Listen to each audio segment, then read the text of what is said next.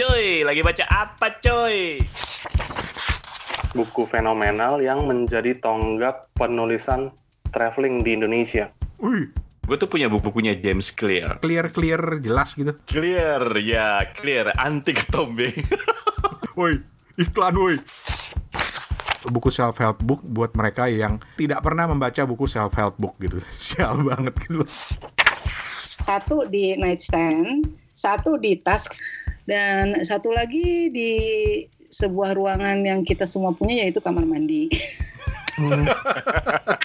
Maaf ya, kalau itu kamu mau potong nggak apa-apa, diedit aja.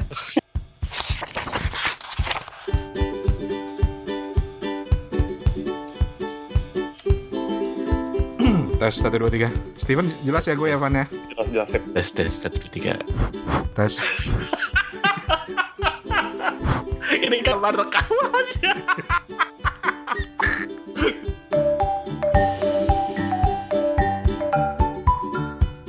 Ya udah, pokoknya kita ketemu lagi di Kepo Buku.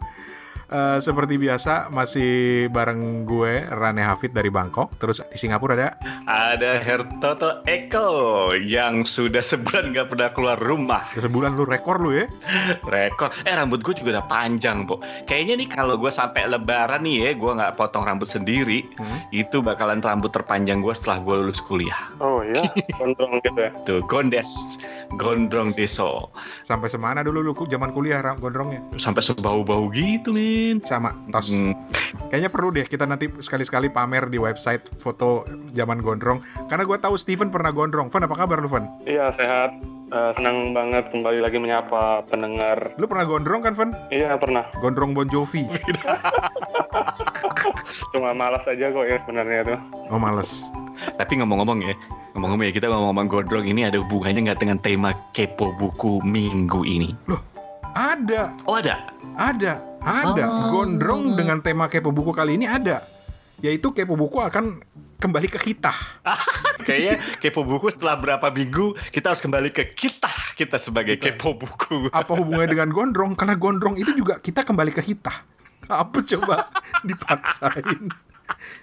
Jadi Kepo Buku itu hitahnya atau awal mulanya itu berangkat dari ide sederhana. Cuma pengen tahu si Toto lagi baca apa, Steven lagi baca apa, gue lagi baca apa gitu. Tapi kan dalam perkembangan kita jadi ngomong macam-macam tuh, ngomongin Sundoku, ngomongin toko buku, ngomongin segala macam lah. Ya. Dan itu akan tetap kita pertahankan, tetapi di sela-sela kita tetap harus kembali ke kita, yaitu nanyain. Cuy, lagi baca apa cuy? Gitu. Dulu ada iklannya ya, ada iklannya dulu ya. Emang ada gitu? Ada dulu. Gue pakai anak gue.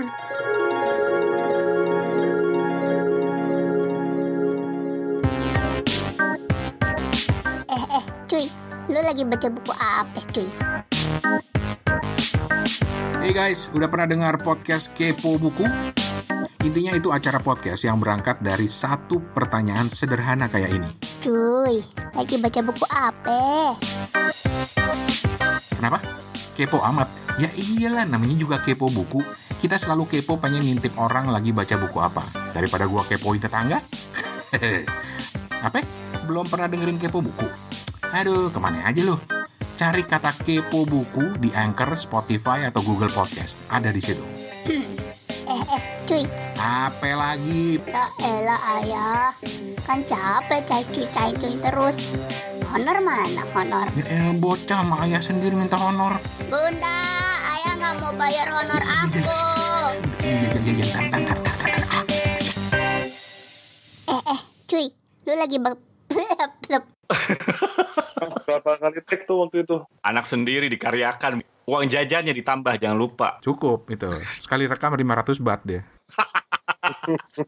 Ya 500 baht itu, Bang. Oke. Jadi kita akan kembali ke Hita kali ini untuk mengintip dan kepo dengan bacaan masing-masing hostnya. Terus juga nanti ada satu orang lagi yang kita juga mau kepoin bacaannya. Ntar orang itu siapa? Sabarlah. Sabar ya, sabar. Kita kasih nanti. Siapa yang mau duluan? Home pipa aja kita. Kalau home pipa virtual gitu gimana caranya ya? Gimana lo home pipa dengan suara? Iya ya, nggak bisa ya. Ya udah gini aja deh. Yang bisa nahan napas paling lama belakangan. Aduh kan. Norak banget. Ya udah, siapa yang mau duluan? Siapa Oke, coba? saya mengajukan diri. Asik. Oke. Gua demen. Ntar dulu nih sebelum kita kepoin Steven. Jadi ini toko buku nih. Iya bener. Dari raknya udah jadi, dari mejanya udah jadi, displaynya kurang lebih seperti yang digambar di Instagram, dan koleksi bukunya udah Fix. datang semua udah fix di bulan Februari kemarin Wih, lokasi. di Jalan Aipati Ambon, Itu rumah lo. di toko gitu. Oh, di toko. Iya. Asik. Jadi konsep toko buku lu gimana, Fen? Konsep toko bukunya tuh toko buku dengan kurasi penerbit-penerbit independen yang nggak ditemuin di toko buku gede gitu. Untuk ngasih alternatif bacaan ke pembaca di sini. Pantes Mbak Lela di Instagram kok nggak ada buku laut bercerita katanya. Oh iya. Ayo lu Fen. Bukunya Mbak Lela udah terlalu terkenal. Tapi siapa tahu loh Mbak Lela mau ngirimin bukunya terus dijual di tokonya Steven kan bisa dengan tanda tangannya Mbak Lela Hudori misalnya gitu kan. Mau banget pesen langsung. Iya, author sign gitu. Yo, Mantap. Ya, Tapi di kesempatan kita hari ini, waktu kita rekaman di tanggal 1 Mei ini, ada kabar yang cukup mengagetkan dan ada juga kabar menggembirakan nih. Waduh, apa nih? Kalau kabar menggembirakan tuh Dirgahayu ke-15 untuk penerbit margin kiri yang digawangi oleh Roni. Udah 15 tahun. Wow, oke. Iya. Siapa digawangi oleh siapa tadi lu sebut? Mas Roni Agustinus. Mas Roni Agustinus. Sukses, selamat Mas Roni. Sukses Mas Roni. Kita undang ke Kepo Buku ya. Yang kedua nih penerbit Bentang ya, kabarnya melay-off beberapa, nggak tahu berapa banyak karyawannya gitu. Aduh. Cukup sedih untuk dengar hal-hal yang kayak gini gitu di tengah wabah yang bikin sales buku mungkin menurun ya. Kasihan. Semoga bisa pick up lagi ya nanti setelah ini. Makanya teman-teman yang dengar podcast nih sering-sering baca, biarpun kayak gini tuh tetap beli buku online gitu ya, tetap harus.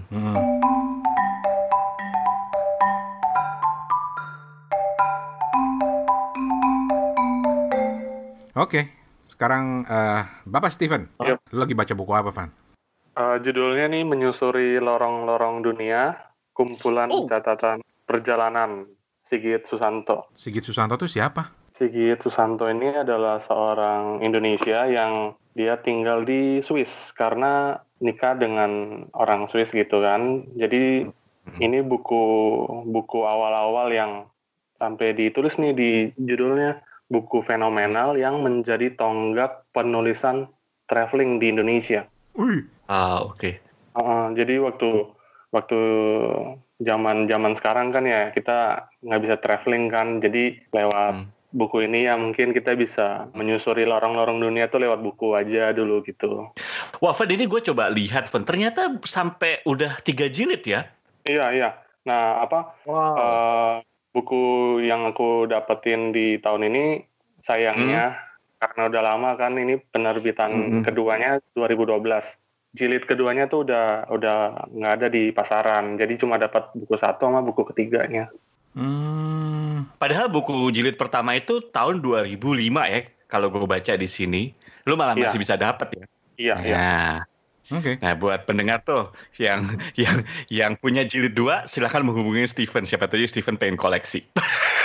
Buat sundoku. Oke, jadi yang sekarang lu baca tuh yang jilid 1. Jilid 1. Iya, yang menarik dari buku ini tuh dia tuh ngasih deskripsi, ngasih cerita pengalamannya dia ya, yang beda dengan orang-orang yang lain gitu. Dia tuh mengaitkan referensi sastra, referensi politik, dan deskripsi ketika dia berada di suatu tempat tuh benar-benar hidup gitu. Benar-benar dari kacamata seorang Indonesia yang melihat dunia tuh seperti apa gitu ya. Dan ketika di tahun 2000-an gitu kan, ketika pergi liburan sama istrinya tuh dia bisa benar-benar menumpahkan pengalamannya tuh lewat artikel-artikel ini gitu. Ini isi milis dulu sebenarnya. Milis catatan di milis yang akhirnya dibukukan oleh Insis Press gitu. Oh, oke. Terus yang di jilid jilid 1 itu kemana aja emang dia? Bisa kasih contoh nggak? Karena kan Boleh. karena kalau buku travel itu kan banyak yang hanya sekedar cerita tentang travel. Tapi kalau lo cerita tadi katanya Mas Sigit ini menggabungkan banyak-banyak unsur termasuk politik, sosial gitu. Kasih contoh dong. Bentar ya, aku kasih baca sepintas di bab C, masih hidup di Kuba, halaman 60 ya. Dia tulisnya kayak gini. Para pelancong berperut buncit mengambil makanan menggunung. Sialnya, bagi pelayan restoran, banyak makanan yang disisakan di atas meja dan ditinggal begitu saja. Para pelayan restoran warga setempat harus mengumpulkan sisa-sisa makanan. Sebuah pemandangan paradoks. Abel, salah seorang pelayan restoran lulusan sekolah perhotelan mengatakan pada kami bahwa belum lama berselang ada seorang pelayan lain yang keluar dari tempat kerja di restoran borjuis itu. Alasannya sangat mengharukan. Pelayan tersebut tidak tahan melihat betapa manja dan sombongnya para pelancong berlibur di negeri miskin. Pelayan itu mengalami depresi karena apa yang dialami dalam kehidupan sehari-hari sangat bertentangan dengan suasana kerjanya. Begitu. Jadi nggak sekedar dia ngasih tahu ini loh landmark yang harus dikunjungin gitu. Ini cara jalan ke sananya tuh lewat mana gitu kan. Tapi benar-benar observasi dia dan pengamatan yang cukup mendetail ya, merekam kehidupan orang di sana tuh benar-benar menjadi nilai lebih dari buku ini gitu. Dan aku rasa ini buku yang layak untuk diperhitungkan dalam penulisan traveling di Indonesia gitu. Buku lama sih memang, cuma mungkin banyak yang belum dengar mungkin gitu ya. Aku juga baru punya buku ini setelah beberapa tahun lihat di internet gitu. Lu toh harusnya bikin nih toh. Lu kan traveling lu. Awas tuh bilang kalau travel atas biaya kantor lagi lo. Gue nggak ngatain lo Abidin beneran. tapi memang bener ya, di Indonesia tuh memang jarang ya buku travel. Gue berapa kali ke toko buku gitu ya, yang lokal gitu ya, travel writing kita tuh memang jarang ya. Adanya adalah apa ya Ran ya, kalau di luar negeri kan banyak gitu ya. Kita tahu lah kayak buku Lonely Planet yang memang dia mereview restoran kayak gitu-gitu. Tapi ada juga di satu sisi travel writing kan. Dia journal writing, apa lu kesono, pendapat lu gimana tentang ini gitu kan. Pengalaman lu kayak gitu-gitu kan. Di Indonesia mungkin masih jarang ya writing seperti ini. Bener gak sih kalau boleh dibilang? Yang isinya travel writing gitu, yang isinya lu pergi ke sana bukan masalah gimana lu bisa tinggal, di mana lu bisa pilih hotel di mana, harganya berapa gitu kan, tapi lebih ke bukan travel guide. Travel guide mungkin di Indonesia udah banyak, travel guide kali ya gue bilang ya, sama travel writing. Nah, travel writing yang belakang mungkin agak masih jarang ya. Tuh. Kalau gue sempat menikmati bukunya Trinity misalnya, itu lumayan, itu cerita juga. Tetapi kalau dari deskripsinya Stephen, kayaknya ini lebih menarik lagi ya. Dalam artian dia, ya sekilas lu tadi nyeritain cuplikannya aja, kayaknya wah ini kayak apa ya? Kayak catatan harian gitu kali ya? Iya betul. Catatan harian perjalanan, travelog gitu ya mungkin travelog, ya. Iya betul. Dan ketika dia yang paling aku bab yang karena dia nulis di Shakespeare & Co di Paris tuh yang bikin aku untuk ngebet beli juga gitu. Ketika dia jalan-jalan di Paris, dia mampir di toko buku legendaris itu, terus dia juga di salah satu subbabnya tuh dia pergi ke restoran Indonesia, dia ketemu sama yang namanya Bapak JJ Kusni untuk sekedar sowan untuk berkunjung di restoran kenamaan ini gitu. Restoran yang dikenal dengan restoran Indonesia milik para eksil gitu. Oke. Keren punya keren. Kalau gue sendiri mulai pertama kenal dengan travel writing secara tidak langsung itu lewat Gola Agong. Iya. Iya kan? Serial Roy. Maksudnya karena itu kan fiksi gitu ya. Tapi cara dia menggambarkan kayak perjalanan si tokoh si Roy ini ke berbagai negara segala macam itu kok menarik banget gitu. Iya betul. Gitu. Karena dia memang traveler di situ ya ceritanya ya si Roy. Tapi gue jadi ada ide nih toh. Bener toh, ini bukan yang ngeledek ya, jangan marah lu ya. Apa nih? Jurnal perjalanan seorang Abidin gitu. Bener juga sih, bener juga. Iya nggak sih? Boleh juga, betul. Nggak dilarang dong sama kantor lu kan? Oh, kagak dilarang. Kenapa dilarang? Jadi lu bisa kisah perjalanan Abidin gitu kan. Lu juru-juru aja lu, buku lu aja belum kelar, lu juru gue Ampun. Tapi oke, sekali lagi menyusuri lorong-lorong dunia, kumpulan catatan perjalanan, Sigit Susanto. Editornya Putut EA loh. Iya. Wih, Jadi dijamin. saya juga ya, bener. Dijamin Iya, butuh. ini mah orang-orang keren semua ini. Ada 3 jilid. Terus gue lagi lihat di sini Sigit Susanto tuh banyak nulis juga loh dari 2004. Misalnya dia nulis soal sosialisme di Kuba, dia nulis novel. Terus ada yang menarik paling baru 2016, ini data yang terakhir lah ya, gue nggak tahu ya ada yang baru lagi. Kesetrum Cinta, kisah jenaka pria Jawa menikah dengan perempuan Swiss. Wah, Nah, itu berarti. bagus juga tuh. Oh, lu udah baca? Udah baca? Udah waktu-waktu keluar awal-awal langsung baca. Bagus ini. Jadi nanti ada kisah pria Ambon menikah dengan perempuan Swiss gitu.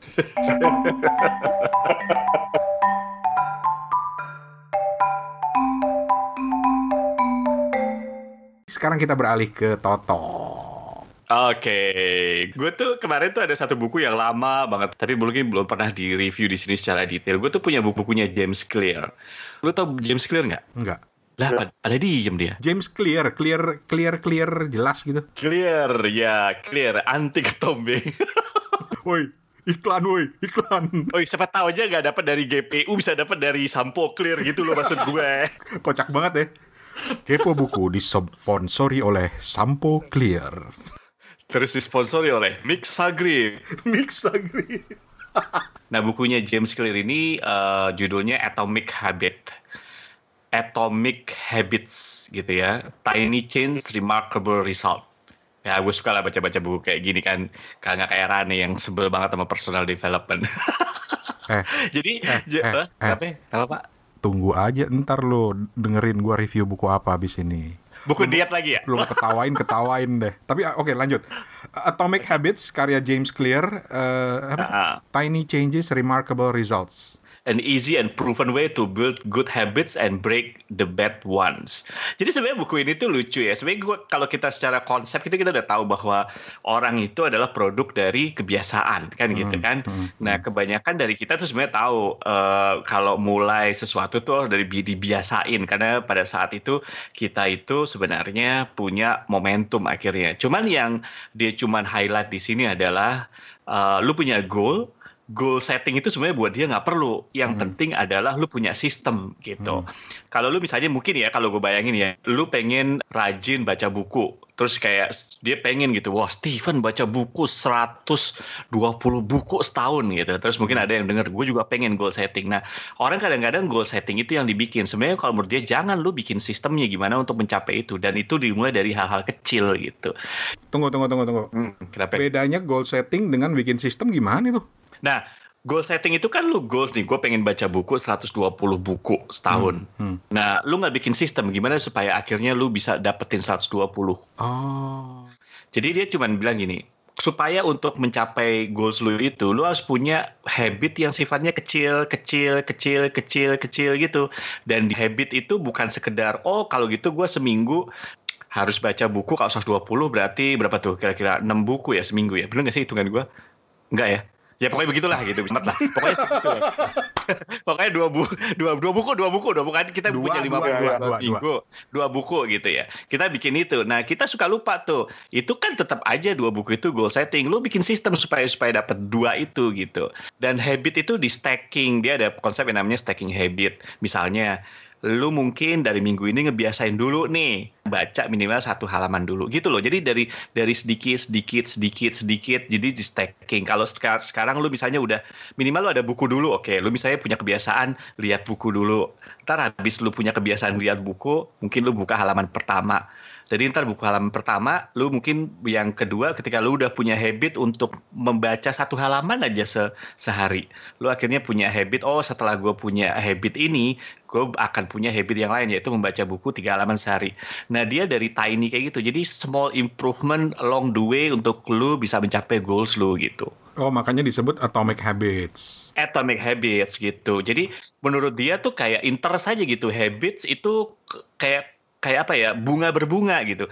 Misalnya kalau gue pengen olahraga gitu ya, ya benar gue harus fitness, gue harus ini kalau supaya punya tubuh ideal. Tapi ya minimal gitu ya. Kalau gue terjemahin yang gue tahu adalah minimal lu pakai sepatu dulu kali setiap pagi gitu, sepatu olahraga gitu. Baru besoknya setelah itu udah terjadi gitu, lu keluar dari apartemen lu gitu. Jadi a tiny habit yang compound gitu. Lu nggak harus sekaligus, oh pokoknya gue harus lari tiap hari, enggak. Bisa jadi karena lu harus punya momentum, begitu satu kelar, nanti ada habit yang lebih gede lagi, ada habit yang lebih gede lagi, ada habit yang lebih gede lagi gitu. Begitu juga mungkin kalau diet gitu. Itu tuh maksudnya apa yang lo ngomong diet tuh maksud barusan? Enggak, itu buat gua gitu. Misalnya buat gua diet gitu, mungkin ya saat ini gua mungkin ngurangin cemilannya dulu gitu. Oh iya, memang. Iya. Walaupun di sini banyak sih kayak sistemnya yang dia bikin gitu. Bagaimana habit itu supaya menarik buat lu gitu. Misalnya kayak fundamentalnya tuh lu kalau punya habit, lu harus make it obvious, make it attractive, make it easy. Nah ini yang penting-penting nih. Make it easy tuh kita tuh cenderung menghindari kegiatan-kegiatan yang susah gitu. Makanya lu ketika bikin habit lah dari yang kecil-kecil yang mudah-mudah akhirnya ngebentuk ke atasnya lagi yang lebih mudah lagi, lebih agak sulit lagi, tapi overall tuh lu tuh nggak ngeliat itu sulit gitu.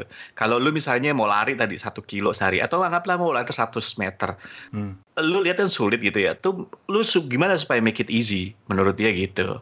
Jadi sebenarnya konsepnya bukan konsep yang baru gitu, cuman dia bisa breakdown ini aja. Begitu sebenarnya. Kalau di promosinya dia bilang how to change your habits and get 1% better every day. Jadi benar-benar dikit demi dikit gitu ya. Betul. Jadi dia namanya ada habit stacking gitu. Pokoknya setelah gue melakukan ini, gue akan melakukan ini gitu. Setelah gue emang udah rajin bangun pagi, gue akan misalnya jalan minimal 100 meter. Setelah gue punya kebiasaan jalan 100 meter, gue mungkin akan lari 50 meter. Setelah gue punya kebiasaan 50 meter, gue mungkin akan begitu. Jadi yang namanya dia habit stacking, yang menurut gue konsepnya oke juga gitu ya. Kadang-kadang kita kan mau lompat gitu ya, mau langsung leap. Nah jangan. Makanya tadi bilang make it easy gitu. Lu jangan sampai jatuh dulu gitu. Jangan sampai aduh capek nih, susah nih gitu. Gue penasaran kenapa lu beli buku ini, Tok? Biasa, karena kan gue selalu pengen beli aja gitu. Oke. Nggak ada alasan khusus gitu? Nggak ada. Gue tuh pada dasarnya suka baca buku personal development kayak gini gitu. Ada alasan tertentu nggak juga. Nah sekarang gue mau balikin ke Steven nih. Ini habit juga nih. Dari dulu lu niat mau bikin toko buku. So langkah apa yang sudah lu lakukan gitu? Boleh diperjelas pertanyaannya kayak gimana? Lu pejabat banget sih, Van. Lu jangan heran 5 tahun lagi Steven jadi camat, jadi bupati gitu. Gila lu 5 tahun lagi cuma. Maksud gue, lu ketika lu berusaha membangun sebuah habit atau kebiasaan pada diri lu, oke lah, jangan contoh toko buku lah, toko bukunya udah mulai mewujud. Tapi misalnya lu bisa sampai pada kebiasaan lu untuk membaca misalnya, itu emang karena emang dasarnya suka aja atau karena memang lu bangun? Ya ngerti. Jadi mungkin bisa dibilang tuh salah satu habit yang harus dipupuk untuk kita bisa baca hampir tiap hari gitu ya. Menjadi sebuah kebutuhan, sebuah needs gitu. Sesederhana bukunya ditaruh di atas meja. Minimal kalaupun lu nggak baca, minimal lu udah lihat dulu kan. Lu punya kebiasaan ngeliat itu dulu gitu. Begitu udah kebiasaan itu terjadi, baru berikutnya. Itu juga konsepnya si James Clear ini gitu. Tapi membaca buku ini tuh fun nggak, Mas Toto? Dilihat dari konsepnya tuh kok kayak abot-abot juga gitu ya. Berat gitu. Iya, kayak buku kuliahan gitu. Kagak. Sebenarnya buku ini enak sih. Soalnya kayak jargonnya tuh ini banget ya, big results gitu-gitu. Enggak sih, sebenarnya kalau menurut gue bahasanya enak sih. Enggak kayak buku-buku yang lain. Jadi sama lah kayak buku personal development yang lain. Kayaknya ini enak bukunya. Menurut gue kata-katanya enggak sulit juga gitu kan. Dan enggak tebel-tebel amat. Berapa halaman ya? Lupa ya. Walaupun babnya juga banyak sih. Tapi oke lah menurut gue sih oke lah. Enggak inilah gitu. Okay. Dan akan bermanfaat nggak buat lo? Atau mungkin pertanyaannya lebih tepat gini, lu sedang ada habit yang ingin lu bangun kah? Oh banyak kalau habit yang ingin gue bangun. Misalnya gue pengen bisa nulis gitu ya. Mungkin akan gue implement juga. Dan ini punya insight baru yang tadi gue bilang, oh iya ternyata bisa gue pakai nih buat yang untuk me-eliminate bad habit juga gitu kan. Pertama itu. Kedua juga mungkin bisa untuk, kenapa sih orang bisa, mungkin banyak hal yang sebenarnya udah lo lakukan juga masing-masing dari kita dan ternyata jadi habit yang akhirnya bagus atau menghilangkan habit yang jelek. Tapi dengan baca buku ini kita jadi tahu gitu. Oh ini salah satu cara mungkin kita bisa kasih tahu ke orang juga. Ini loh kalau lo pengen ngilangin habit yang jelek misalnya gitu, atau pengen ngebangun habit yang bagus gitu.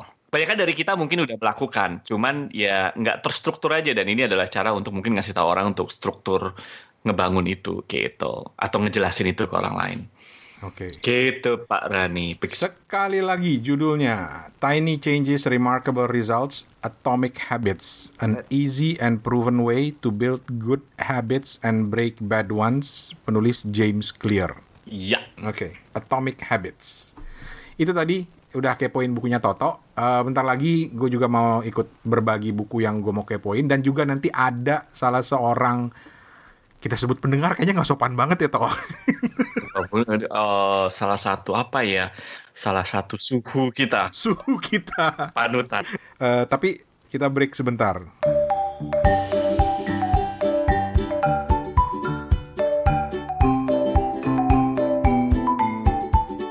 Oke, sebelum kita lanjut ke buku berikutnya yang akan kita kepoin, kita mau ngajak teman-teman dulu nih, buat mereka yang punya bisnis-bisnis kecil, usaha-usaha sampingan, terutama di tengah kondisi seperti saat ini ya, banyak orang kehilangan pekerjaan, situasi ekonomi semakin susah. Kalau kalian mau promosiin usahanya lewat Kepo Buku, kita dengan senang hati membuka kesempatan. Betul, kita bakal promosi. Tapi usaha kecil ya Ran ya, UKM gitu. Yeah. Ini adalah salah satu tujuan kita, upaya kita untuk saling membantu gitu di tengah kondisi ekonomi, kondisi bisnis yang saat ini lagi melanda gitu ya. Nggak cuma di Indonesia tapi juga di tempat-tempat lainnya juga. Betul. Gitu. Ya pendengar kita belum sampai jutaan sih, tapi puluhan ribu udah ada lah. Ya 90-an ribu gitulah. Lumayan kan buat mengiklan atau mempromosikan bisnis kalian. Jadi misalnya lo punya bisnis apa ya misalnya Van ya? Bisnis kuliner, catering. Kuliner. Atau bisnis jual buku. Ya. Lu bisa promosiin di sini. Pokoknya lu kontak kita aja di email atau di Instagram. Email kita di hoi@kepobuku.com, hoi@kepobuku.com, atau Instagram kita ada di kepobuku @kepobuku, atau di WhatsApp 0878 78 505012, 0878 78 505012. Yap, ditunggu. Apa yang bisa kita bantu untuk promosiin, kita akan promosiin di episode Kepo Buku dan juga di media sosialnya Kepo Buku. Paling tidak ini untuk bagian dari usaha kita membantu teman-teman saat ini yang sedang punya atau merintis bisnis lah di tengah kondisi yang serba sulit kayak gini. Gitu. Contohnya apa dong? Loh, ngapain nyari-nyari contoh? Itu Satria Buku. Oh iya. Iya. Jadi lo bayangin kita kan ngomongnya seperti ini nih. Kita punya teman namanya Steven Sitongan di Ambon. Dia punya bisnis buku di Instagram. Iya. Dan lu yang berminat untuk beli buku dia, bukunya keren-keren loh. Ya nggak, Van? Iya, bisa dilihat di Instagram @kesatriabuku. KSATRIABUKU. Begitu. Ini khusus buat bisnis-bisnis kecil ya, bisnis-bisnis UKM gitu. Jangan bisnis yang gede-gede, bisnis rumah lu mau promosiin ya. Kalau itu kita bicara yang lain. Soalnya yang buat yang ini nih, buat yang teman-teman UKM dan bisnis kecil ini, gratis cuy. Gratis. Kita nggak minta apa-apa. Ya kita minta doain aja semoga Kepo Buku langgeng terus dan makin banyak pendengarnya. Gitu. Amin. Yaudah, kita lanjut lagi.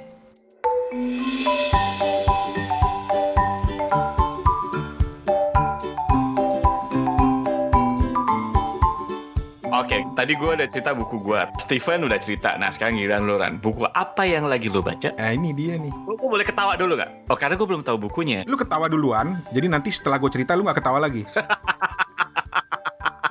Oke, cukup. Jadi mereka yang sering denger Kepo Buku mungkin tahu ya kalau gue tuh gak suka buku self-help. Oke. Terus Dulu. Menarik.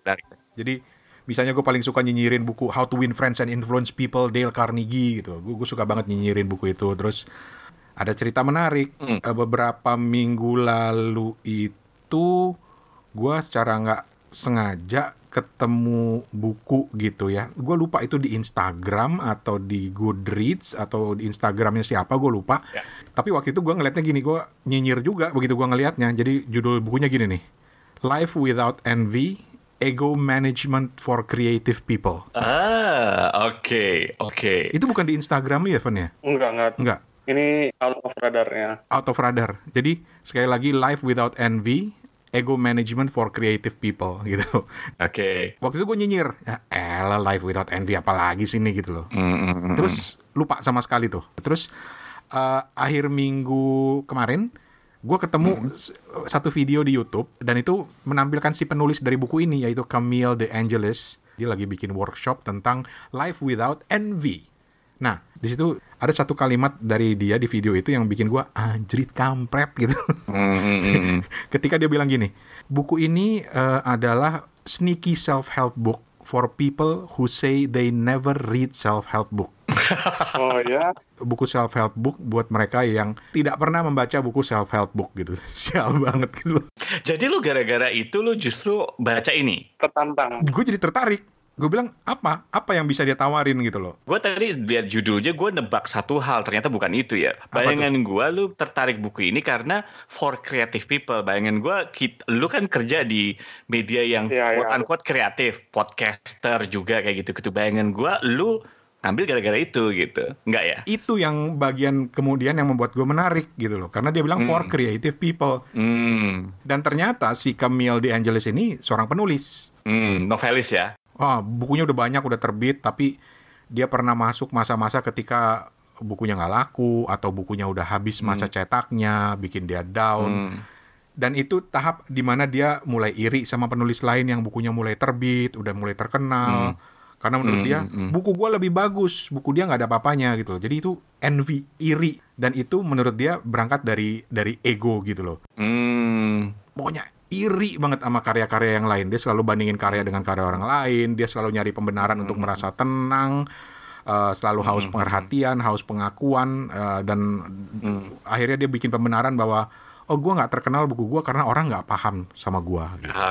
Oke. Disitulah si Camille ini melakukan semacam perenungan. Dia nyari macam-macam referensi, baca buku segala macam. Salah satu buku yang memicu dia untuk kemudian menulis buku ini adalah karya Eckhart Tolle. Ini tahun 90-an. Eckhart Tolle ini judulnya The Power of Now. Oh iya. Ini buku self-help yang juga sering gue nyinyirin dulu gitu. Gue tuh jadi malu sendiri karena gue nyinyirin padahal gue nggak pernah baca gitu loh. Jadi Power of Now ini cerita tentang bagaimana menjalani hidup saat ini. Karena masa kini menurut si Eckhart Tolle itu adalah apa yang menentukan masa depan kita nanti. Gitu. Nah yang menarik dari buku si Camille ini karena itu salah satu yang memicu dia untuk nulis gitu loh. Untuk nulis buku ini berangkat dari pengalaman dia, perenungan dia untuk mencoba menghilangkan envy, iri hati dia. Karena menurut dia iri hati dia sebagai seorang penulis terhadap penulis lain itu tidak produktif. Oke. Tapi yang gue suka itu karena misalnya ya, dia mencoba menjabarkan beberapa bentuk kesalah mengertian yang bisa menghambat kreativitas. Misalnya dia nulis di salah satu bukunya ini jelek banget buat gue. Gue dulu selalu mikir gue harus punya MacBook dulu baru bisa mulai nulis. Karena alasan ini itu anu ani gitu. Bener. Jadi intinya kita harus berpikir realistis. Terus ini juga bagian yang paling gue suka ketika dia bilang manusia itu pada dasarnya kompetitif. Bahkan setiap hari kita tuh selalu berkompetisi dalam hidup kita. Bahkan sampai berkompetisi di dalam bus untuk rebutan tempat duduk dengan orang lain itu udah kompetisi gitu. Nah, menurut dia nggak ada salahnya dengan sikap kompetitif, tapi kadang kompetitif itu juga bisa memunculkan rasa insecurity karena pada akhirnya ada yang menang, ada yang kalah, ada yang dianggap penting, ada yang dianggap sampah. Gitu. Jadi pemahaman seperti itu. Jadi dia kesalahpahaman itu menurut dia yang harus dibenarkan dulu. Bukannya salah, tapi harus dibenarkan dulu sudut pandangnya. Misalnya ada pembenaran yang bilang gini, ini ide gue, ya punya gue. Apa lo? Gitu loh. Itu juga benar, tapi harus diperbaiki dulu sudut pandangnya. Terus ada juga yang misalnya yang merasa bilang, gue harus selalu jadi yang terbaik dong. Itu yang mendorong gue. Benar, tapi harus lu lihat dulu sudut pandangnya yang benar seperti apa sehingga tidak menjadikan lo ego, karena ego itu hanya akan mengikis jiwa lo sendiri. Alah, jiwa. Sampai dia sempat mikir, dunia ini nggak adil banget, kenapa gue diberi bakat tapi nggak dikasih kesuksesan gitu. Iya, soalnya. Dan ada kutipan menarik dari bukunya nih. Apa nih? Jealousy is a tantamount to shadow boxing. There is no satisfaction to be found in it at all. Jadi iri itu seperti main tinju bayangan. Lu nggak ada kepuasan apa-apa ya, capek doang. Benar. Lu nggak ngebuk orang gitu.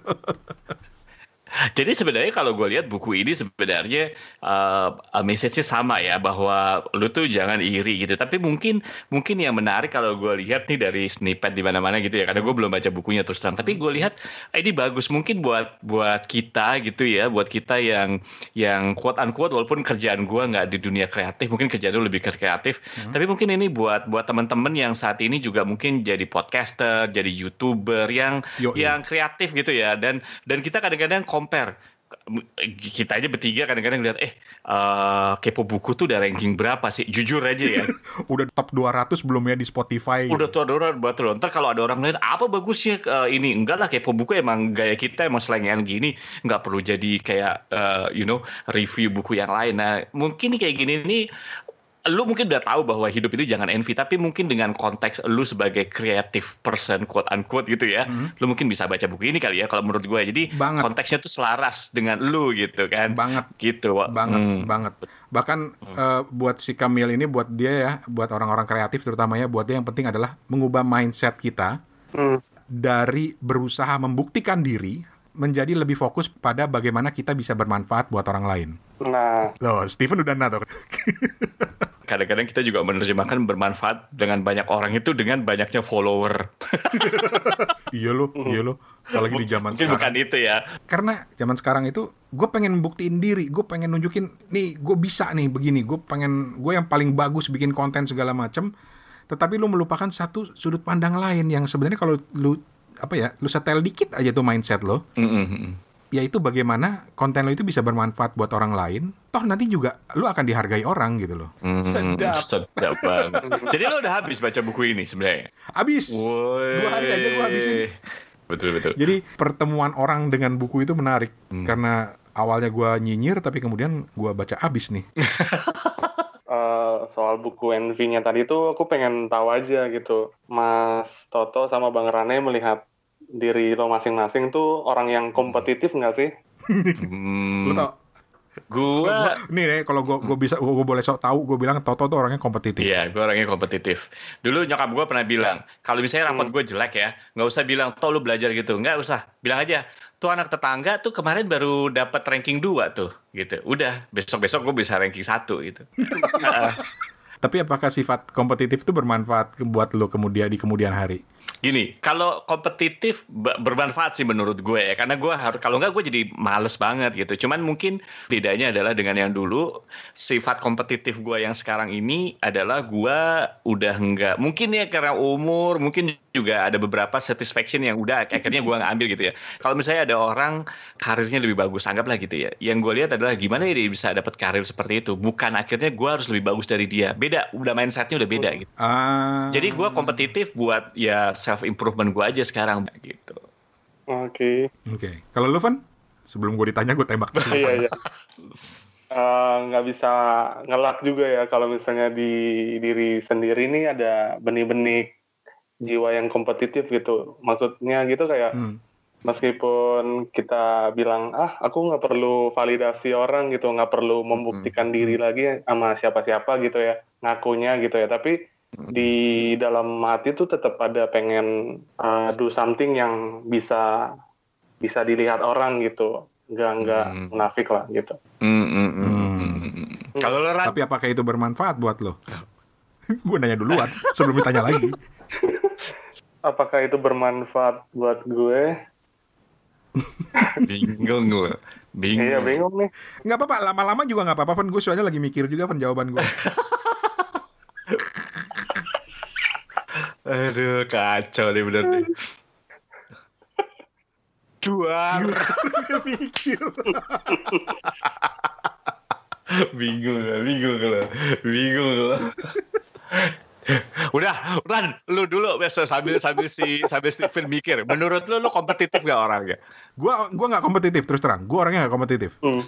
Karena gini, gue sama dengan Toto. Kita dibesarkan di generasi yang sama ya, Toto. Jadi di generasi yang ketika ketemu saudara ada lebaran gitu ya. Yang pertama ditanya, sekarang ranking berapa di sekolah? Iya kan? Gue benci ditanya begitu. Kenapa? Karena gue ngalamin, mungkin ini masalah pergaulan ya. Gue punya pergaulan dengan teman yang super bergajulan. Oke. Sekolah gue itu dulu sekolah SD di pasar, Tok. Gue ngalamin misalnya istirahat makan siang, diajak temen gue nyolong buku di toko buku. Jadi gue disuruh jadi decoy. Lu tau gak maksudnya decoy itu? Jadi yang ngajak ngobrol yang jualan, dia yang ngembat bukunya. Oke. Dan itu super bergajulan, sampai orang tua gue aja bilang jangan main sama dia lah. Tapi itu anak, soal pelajaran, itu ranking 1 terus. Oke. Yang membuat dia kemudian gagal adalah apa? Karena dia banyak bolos. Ranking itu apa sih gitu loh. Jadi dan buat gue nggak pernah merasa nyaman ketika gue harus berkompetisi dengan orang. Alasan utamanya adalah gue nggak nyaman ngelihat orang lain kalah gitu loh. Oke. Tapi kan kalau dulu kan dari konteks sekolah ya. Tapi ketika lu udah masuk ke dunia kerja, karir misalnya, kayak dulu lu penyiar gitu kan. At the end kan, lu gimana? Lu misalnya ada itu parahnya. Kan ada rating, ada kayak gitu ya. Nah, lu gimana? Itu. Ya bener sih, memang kita harus sedang-sedang aja, nggak boleh terlalu ekstrim. Karena gue nggak kompetitif, gue nggak terlalu peduli. Ketika gue kerja di radio misalnya, lu di peringkat keberapa, siaran lu segala macem. Walaupun gue sempat peringkat 2 di DKI dulu, siaran gue 2 tahun berturut-turut, gue nggak pernah peduli gitu. Nah itu merugikan sebenarnya, karena jiwa kompetitif itu sebenarnya diperlukan juga untuk membuat lu lebih baik lagi gitu loh, bukan untuk menjatuhkan orang. Jadi mungkin buat gue pribadi, apalagi setelah gue membaca bukunya si Kamil ini, sudut kompetitif itu lebih dilihat sebagai upaya untuk improve ketimbang menjatuhkan orang. Iya, oke. Paham. Karena dari dulu gue dibesarkan dengan anggapan bahwa yang namanya kompetisi itu pada akhirnya harus ada yang jatuh. Nggak enak jadi orang kalah itu gitu. Tapi justru itu nggak memicu gue untuk menang. Mungkin kalau kata teman gue, lu mungkin tipenya tipe orang cari aman lu. Memang ada beberapa orang tipenya ini sulit untuk berkonfrontasi gitu ya, atau ngelihat orang susah gitu. Lempar balik ke Steven. Lu gimana, Van? Kalau dibilang tadi kompetitif tuh bikin berdampak apa gitu ya buat hidup gue ya. Yang bisa aku bilang tuh kayak hati aku tuh pengen aja ngasih yang terbaik aja gitu. Udah biasa aja tiap kali ada kesempatan kayak ikut lomba atau dikasih sebuah amanah gitu. Belajar untuk do excellent gitu. Meskipun waktu dijabanin mungkin nggak excellent amat gitu ya. Tapi ya lebih bertanggung jawab dengan amanah yang dikasih gitu. Tapi lu udah lewat dong masa-masa ketika ditanyain keluarga ranking berapa, udah nggak ditanyain gitu kan sekarang kan? Iya, yang enggak. Yang ditanyain sekarang kapan kawin gitu. Aduh, lebih susah lagi itu. Itu nggak bisa dilihat dari sudut pandang kompetitif. Bisa dilihat dari sudut pandang pembandingan. Nah, itu anak tetangganya kita itu udah punya anak 2, kamu kapan kawin? Tuh sih itu kemarin udah punya pacar, kamu kemana aja masih single aja, gitu biasa pembandingan gitu. Tenang Van, sabar Van. Sesuatu akan indah pada waktunya, Van. Apa sih? Asik.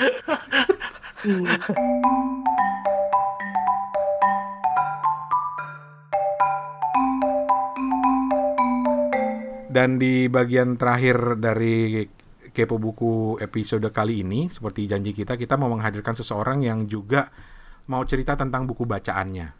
Seseorang ini juga podcaster ya? Boleh gak sih gue bilang podcaster? Punya podcast lah ya? Podcaster. Dia punya podcast ya podcaster gitu loh. Oh iya benar. Seseorang ini, langsung aja lah. Van, lo yang mengantarkan, Van. Kesempatan kali ini kita berikan untuk Mbak Leila Kudori, waktu dan tempat dipersilakan. Betul kan? Kalau Mbak Leila yang datang, kita harus waktu dan tempat kami sediakan. Okay. Nggak ada tuh. Lel, lu lagi baca buku apa, Lel? Kualat. Digaplok lu. Makanya Stephen yang kita minta untuk bertanya kepada beliau. Pada waktu kita sempat wawancara beberapa minggu lalu buat episode Sundoku ya. Karena Stephen anaknya sopan sekali kalau ngomong, nggak kayak kita yang cewawaan gitu kan. Jadi Stephen waktu itu bertanya seperti ini nih.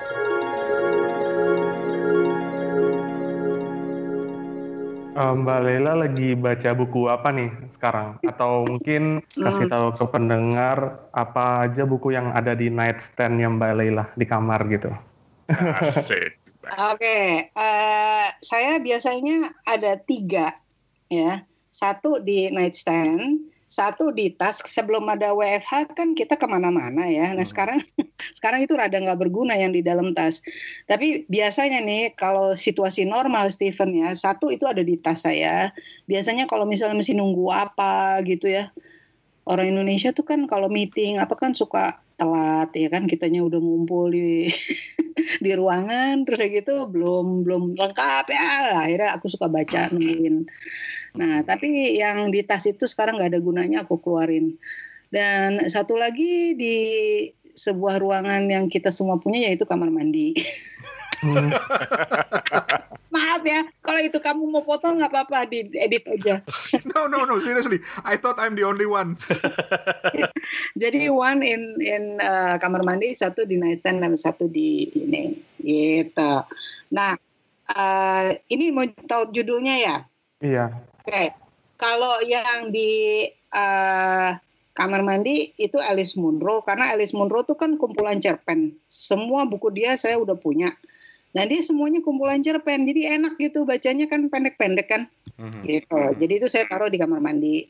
Jadi whenever I go there, I read Alice Munro gitu.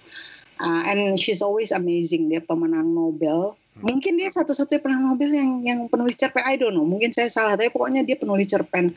All her works itu cerpen. Lalu ada 1 nih yang agak lama majunya saya nih, Margaret Atwood.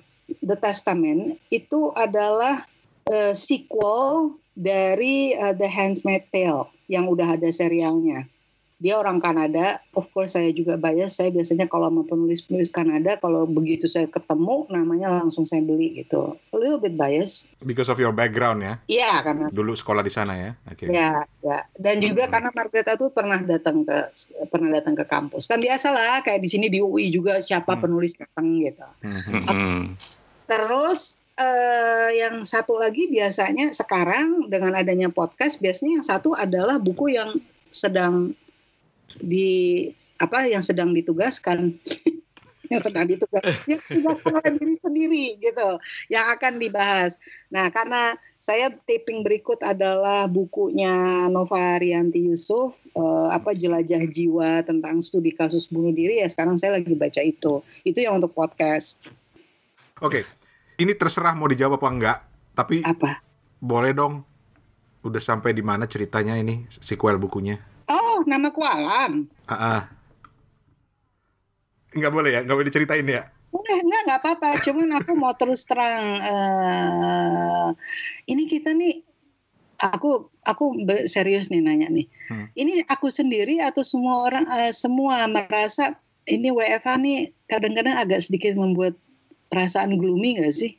Apa cuman aku? Enggak kok, enggak. Waduh, Stephen, gue padahal Stephen itu nggak WFH loh Mbak, tapi dia bisa merasakan kegloomiannya gitu loh. Oh, kamu tetap jalan-jalan ya, Stephen ya? Iya, masih ada kesempatan gitu. Nggak terlalu strict seperti di Jakarta soalnya Mbak. Aku sih sebenarnya bukan soal ya, di sini juga kalau aku mau bisa sih keluar dikit ya. Tapi kan ya aku pengen aman aja gitu ya. Aku gini, kalau Bang, sebenarnya gini, bukan karena merasa kayak di penjara enggak, cuman merasa ada uncertainty gitu kan ya. Ada uncertainty about ini sampai kapan sih gitu kan. Jadi kalau bangun pagi aku terus tadinya udah kayak pengen happy, terus dibalik in back of my mind aku ada gloomnya gitu, merasa sedih gitu, dan juga udah mulai ada orang-orang yang saya kenal yang kena gitu. Kenalnya nggak deket sekali tapi tahu gitu. Si Asa bisa. Jadi udah mulai merasa this is real gitu nih wabah. Nah, itu agak mengganggu terus terang dengan mengganggu ini ya, apa mood suasana hati ya. agak mengganggu. Cuma saya tentu dengan lamban saya menulis. Saya sendiri orangnya emang udah lamban, tapi makin lamban karena ya terganggu gitu ininya. Ini kan tokoh alamnya ini kan dari dia muda, dari dia remaja sampai dia dewasa.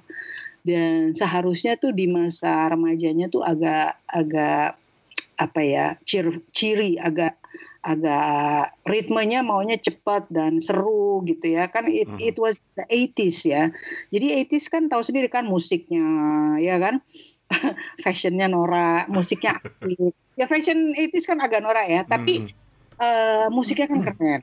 80s kita keren banget dan saya sangat sekarang ini bukannya makanan yang mempengaruhi tulisannya tapi musik. Oh wow. Ya, kan biasanya aku makanan kan. Yap. Ingat adegan yang di restoran. Nah, jadi ini enggak karena alam bukan orang yang jago masak kayak laut gitu enggak. Nah, tapi it's music. Jadi every chapter itu ada jiwa musiknya gitu loh. Nah, karena saya lagi nggak terlalu happy gitu, jadi lama sekali gitu. Nah, apakah suasana hati itu nanti akan malah membelokkan arahnya ceritanya si Alam ini nggak sih? Mungkin nggak sih? Enggak.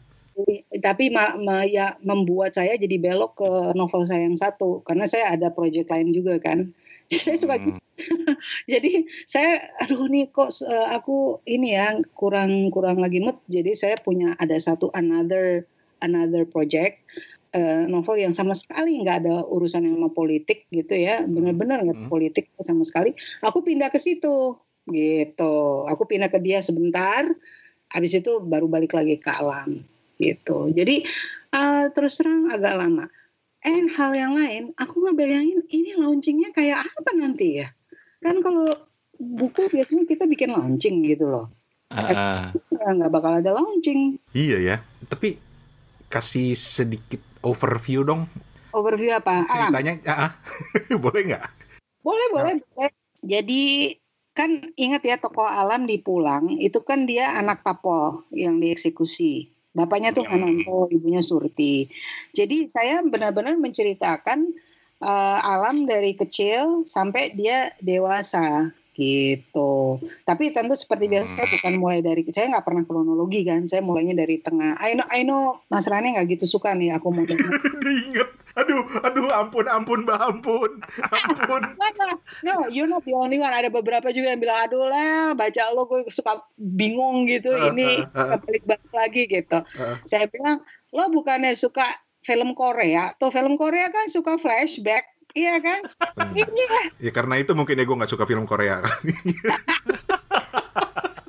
Kalau film Korea flashbacknya kebanyakan, men. Kebanyakan memang. Terus. Ya, jadi aku mulainya dari tengah, aku nggak mau mulai dia lahir dari itu, terus dari bayi gitu, nggak. Aku mulainya dia dari tengah, dari SMA gitu loh. Tapi nantinya ada masa kecil dia diceritakan sedikit sebagai flashback gitu. Jadi dari SMP, SMA, terus sampai dia dewasa sebelum ketemu Lintang gitu.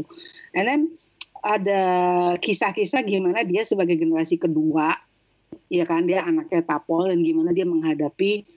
Ya biasalah Indonesia di tahun 80-an, 90-an di zaman Orde Baru seperti apa gitu ya. Nah, saya nggak tahu apakah Mas Rani ingat atau enggak, kan Alam ini kan agak pemarah ya. Yep. Dia pemarah, dia orang yang cepat menggunakan violence gitu. Kalau udah marah sama orang dia langsung berantem dan sebagainya, dia harus pindah sekolah gitu-gitu deh, cerita tentang bagaimana dia mencoba menahan tempernya gitu loh. And then how he manage waktu SMA, dia kan punya nah itu ini juga sebenarnya cerita coming of age ya. Jadi nanti ada cinta pertamanya dia gitu loh. Asik. Itu yang cukup susah karena aku sudah berjarak sekali dengan perasaan-perasaan remaja kayak gitu kan udah jauh ya. Aku harus mewawancarai anak-anak muda yang umur-umur segitu ya, seumur-umur Steven kali ya. Steven ini milenial penghujung dia. Oh, milenial yang agak kesana ya. Yes. Jadi Steven tuh seumur Dian Sastro kali ya. Kayaknya. Ngaco. Steven itu kelahiran 9. Tadi sih yang mau dibahas Steven itu kelahiran 91. Serius? Si muda dia. Steven lahir tahun 91. Iya. Astaga, ya jauh dong. Itu berarti lebih dekat sama anak saya. Anak saya tahun 94 lahirnya, Masya Allah. Ya Itu mah milenial banget itu. Milenial banget di Rade nih kemarin. Iya, itu milenial sekali itu. Kok pendiam sih milenial, biasanya banyak ngomong loh. Nggak apa-apa. Gue nggak ikutan kalau gitu, lu jawab, rasain lu, Van. Iya. Nah, itu dia buku bacaannya Mbak Lela Hudori. Sekali lagi terima kasih banyak. Sudah bersedia hadir di Kepo Buku untuk kedua kalinya. Iya. Dan Mbak Lela Hudori mungkin waktu dengar ini gini, ini kapan gue wawancaranya? Rahasia sih, kita emang suka mewawancara orang tanpa orang itu sadar kita wawancarai. Betul. Jadi ketika misalnya kita sedang wawancara terus tiba-tiba tatap mata saya. Enggak, tatap dengarkan suara saya. Kan ini podcast kan ya, dengarkan suara kami. Dan kemudian Anda akan berbicara tentang buku yang sedang Anda baca saat ini. Udah langsung keluar deh. Keluar langsung. Thank you lagi ya Mbak Lela. Thank you banget. Ya, makasih Mbak Lela.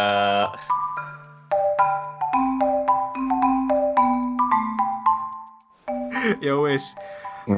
Terima kasih banyak atas perhatian teman-teman, dan kita ketemu di lain kesempatan. Kita ada tamu lagi minggu depan insya Allah ya.